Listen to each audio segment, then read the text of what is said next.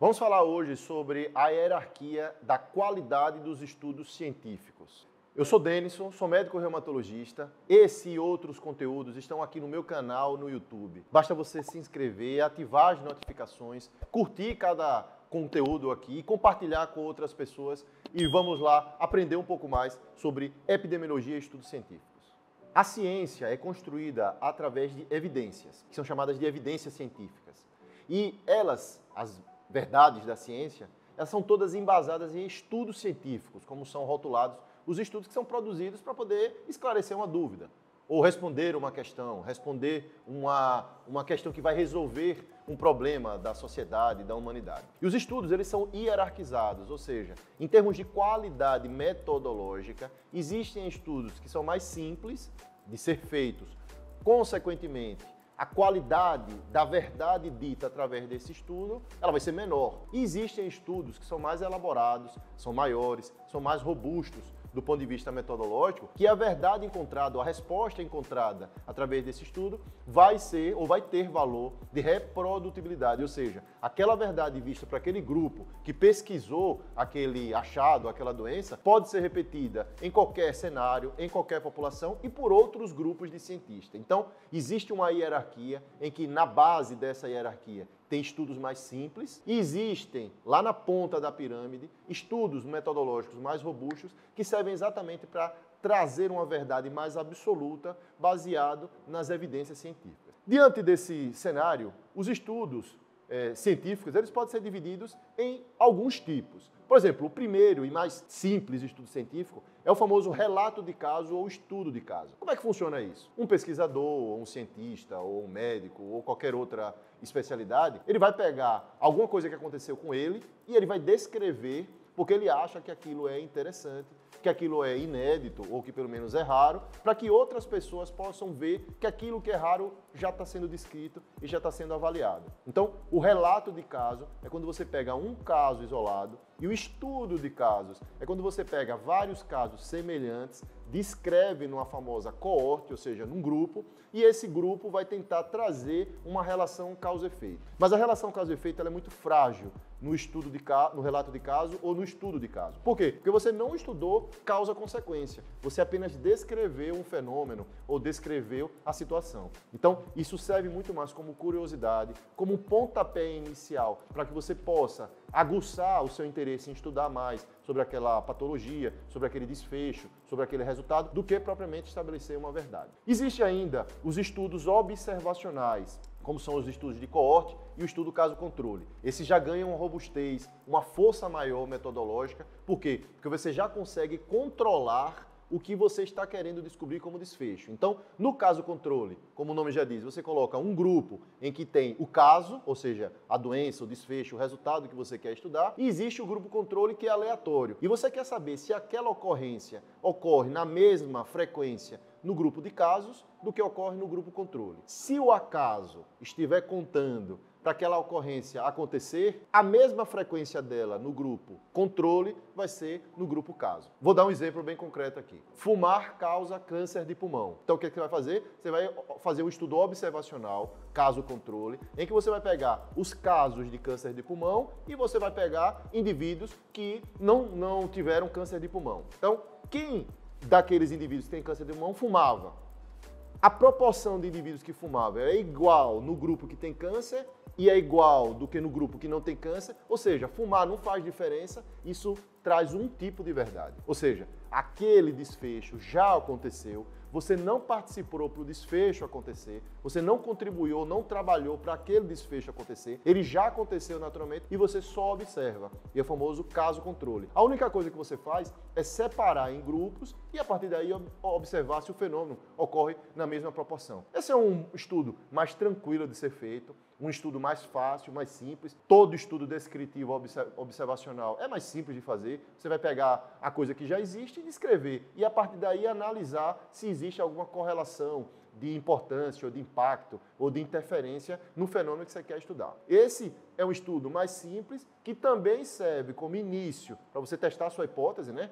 O método científico acontece a partir de um problema, você elabora uma hipótese para resolver esse problema, você testa essa hipótese e depois ela é reprodutiva.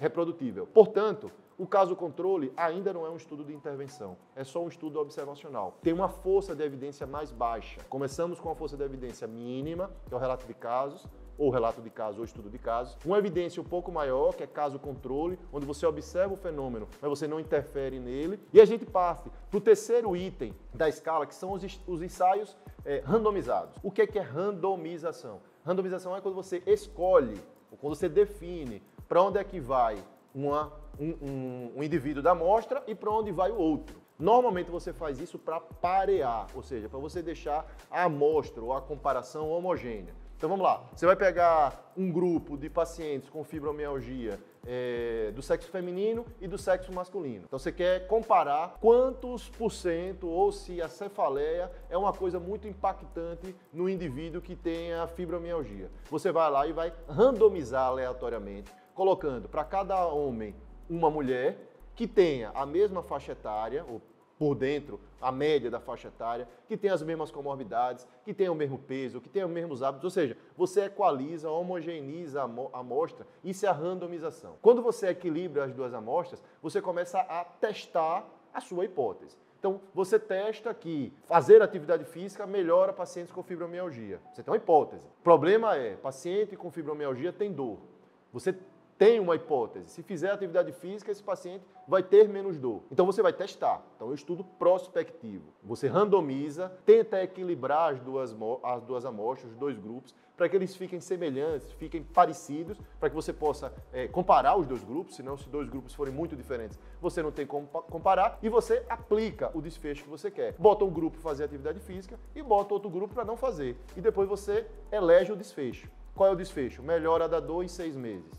Melhora do sono em 12 meses. Você vai eleger o desfecho. E você vai comparar a partir do estudo prospectivo.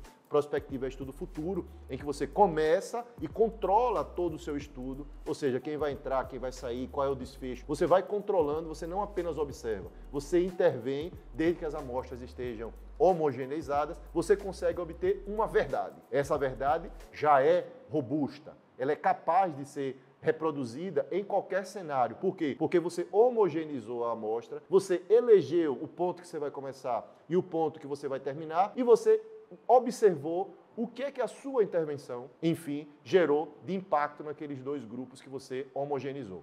É o chamado estudo randomizado, que ainda tem as suas variantes. Ele pode ser o duplo cego. O que é que significa isso? O indivíduo que vai aplicar a intervenção, ele não sabe quem é o grupo A e quem é o grupo B. E a pessoa que vai fazer a análise dos dados, ele também não sabe quem é o grupo A e quem é o grupo B. Ele faz a análise aleatória. Ou seja, é o duplo cego. E existe ainda o triplo cego, em que o próprio paciente também não sabe qual é a intervenção que está sendo feita. É aquela pessoa que vai testar um remédio para saber se serve para dor de cabeça, e quando ele vai tomar a pílula vem branca, não vem com nome, não vem com cor. Ele não sabe se aquilo é pílula placebo, pílula de farinha, ou se é pílula do medicamento. Ele está cego para esse estudo. Quem vai dar o remédio na mão dele também viu a pílula branca, não pegou a pílula do remédio ou pegou a pílula de farinha. Alguém entregou para ele, não estava cego. Mas quem vai entregar ao paciente, para não estimular o paciente a tomar algum tipo de contaminação, que no estudo científico a gente chama de viés, ele também não sabe. E o analisador, quem vai analisar, não sabe quem foi que tomou uma, quem foi que tomou a outra, ele só pega o dado. Este grupo aqui melhorou a dor de cabeça, este não.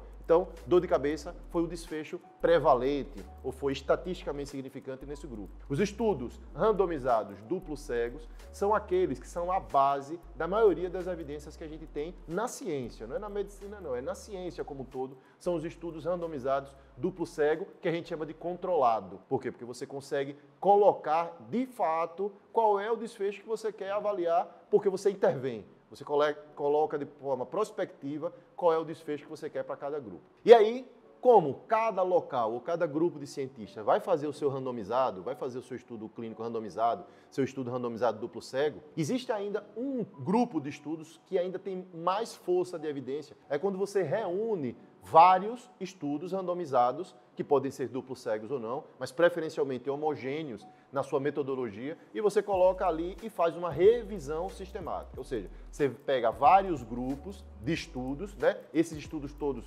preferencialmente clínicos, de boa qualidade metodológica. A gente já falou que estudos de caso controle, estudos de relato de caso, nunca devem entrar numa revisão sistemática. A revisão sistemática é a prova que o estudo clínico é verdadeiro, que ele é bom. Então, tem que ser um estudo de boa qualidade. Então, na revisão sistemática, você aplica uma metodologia, qualquer uma delas, existem várias, aquela metodologia que gerar até um software de computador, e ele vai lá e diz, esse estudo é bom, esse estudo é ruim. Você elimina os estudos que são ruins, qualifica aqueles que são bons e você avalia se a verdade ou o desfecho que foi avaliado em cada um daqueles estudos é coincidente. Ou seja, fumar gera câncer de pulmão. O grupo A interviu, o grupo B interviu também com cigarro. Na Austrália, na Nova Zelândia, no Brasil, na África, todo mundo botou um grupo para fumar para saber se evoluía para câncer do pulmão. Você vai pegar cada um desses grupos, vai colocar todos numa mesma sacola, no mesmo saco, avaliar do ponto de vista metodológico se o estudo foi de boa qualidade e vai ver se a verdade se aproxima da maioria dos estudos. Isso é a revisão sistemática. Isso é um estudo muito mais caro, é um estudo mais dispendioso, porque a maioria das vezes você tem que uniformizar o desfecho e é mais difícil de fazer porque você tem que usar uma metodologia muito robusta para poder você não colocar estudo ruim e você não conseguir concluir aquilo que você concluir. E tem o último grau da pirâmide, que são as meta-análises. Ou seja, só vocês irem acompanhando aqui, né? Relato de caso, caso controle, estudo randomizado, revisão sistemática, meta-análise. Essa meta-análise pega várias revisões sistemáticas que já foram feitas sobre aquele tema. Então vamos dar um exemplo. Obesidade piora a psoríase.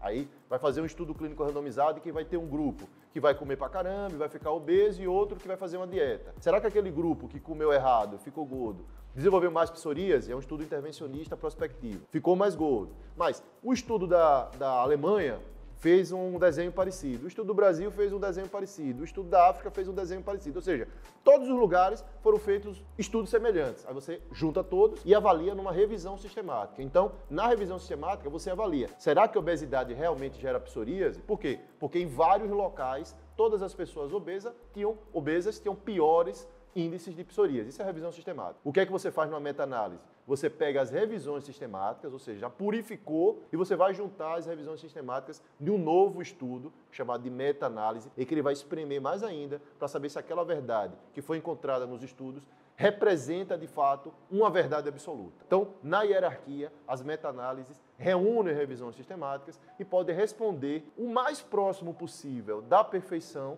científica, lógico, mais próximo possível da verdade científica, se aquele desfecho tem a ver com aquela causa, se aquela consequência tem a ver com aquela causa. Se você gostou desse vídeo, se você curtiu o comentário, curta então o vídeo, comente, compartilhe com outras pessoas que você sabe que esse conteúdo vai engrandecer, vai fazer entender melhor, vai fazer analisar melhor os estudos que são publicados aí. Ative as notificações, porque desses conteúdos e muitos outros, você vai receber a notificação quando eles forem compartilhados, e se inscreva no meu canal.